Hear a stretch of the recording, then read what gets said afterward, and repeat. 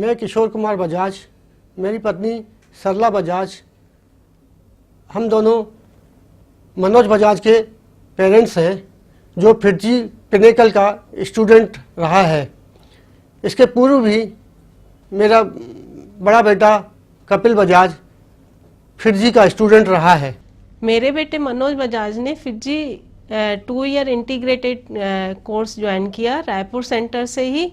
Pinnacle course join करवाने से इसका स्कूल में ही जेई की तैयारी अच्छे से हो जाती थी, जिससे इसको दूसरे इंस्टीट्यूट में जाने की ज़रूरत ही नहीं पड़ती थी। वहाँ पे फिजी के टीचर ही स्कूल की भी तैयारी करवाते और जेई की भी तैयारी करवाते, जिससे उसका टाइम मैनेजमेंट बहुत अच्छे से हो जाता और सेल्फ स्टडी के लिए अच्छा टाइम मिल जाता था। फिजी ज्वाइन करने के बाद उसकी पढ़ाई के प्रति इंटरेस्ट बढ़ गई और उसके कॉन्सेप्ट क्लियर होने लगे। जो उसको डाउट्स रहते थे, नेक्स्ट डे उसको उसी का सॉल्यूशन मिल जाता था।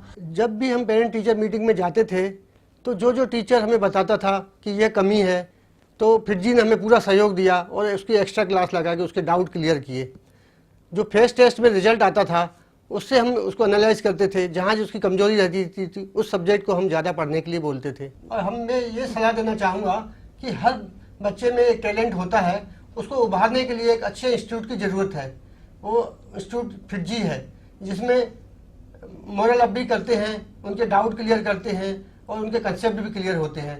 हर बच्चा इस शक पर पहुंच सकता है और आईआईटी जेई को क्रैक कर सकता है। बस उसे उभारने के लिए अच्छे गुरु की ज़रूरत है। फिरजी का मैं बहुत बहुत धन्यवाद दूंगा कि उन्होंने मेरे बच्चे को आईआईटी जेई तक को क्रैक करवाते हुए बॉम्बे आईआईटी तक पहुंचा दिया।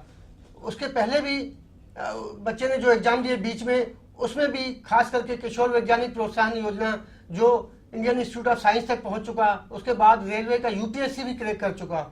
मैं बहुत धन्यवाद दूंगा फिरजी को कि उन्होंने ऐसे कॉम्पिटिटिव एग्जाम जो देश में बहुत ही कम बच्चे क्लियर कर पाते हैं, उनमें से एक हमारे बच्चे को भी क्लियर करवाया। बहुत बहुत धन्यवाद। आज हमारा बच्चा जहाँ भी पहुँचा है उसमें फिजी का बहुत ही ज़्यादा योगदान है। वहाँ के टीचर्स इतने अनुभवी हैं, इतने योग्य हैं और उनका मोरल अप करके उनको यहाँ तक पहुँचाया है कि आज बोल नहीं सकते, मेरे पास शब्द नहीं है कि उसे किस तरीके से धन्यवाद कहें।